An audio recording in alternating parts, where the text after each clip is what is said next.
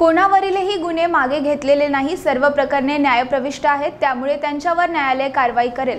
आमच्या मार्गदर्शनानुसार न्यायालय चालत नाही, असं गृहमंत्री अमित शहा यांनी म्हटलं आहे। अमित शहा पुढे बोलताना म्हणाले की तुम्ही म्हणत असाल तर आम्ही हे प्रकरण पुन्हा फास्ट ट्रॅकवर चालवतो, पण इतर अनेक सामान्य नागरिकांचीही प्रकरणे प्रलंबित असतात, त्यांनाही न्याय दिला पाहिजे। राष्ट्रवादीत फूट पाडून भाजपाबरोबर गेलेल्या अजित पवारांवर पंतप्रधान नरेंद्र मोदी यांनी करोडो रुपयाचा गैरव्यवहार केल्याचा आरोप केला होता। असा आरोप केल्याचा काहीच दिवसात अजित पवारांनी भाजपला साथ दिली, त्यामुळे भाजपात गेल्याने अजित पवारांवरील गुन्हे रद्द झाले का असा प्रश्न उपस्थित होत आहे।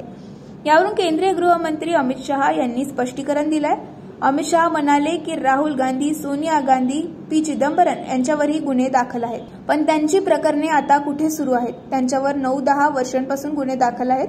आम्ही आमचे काम केले, आता यंत्रणा त्यांची चौकशी करतील, असं देखील शहा यांनी स्पष्ट केलं आहे।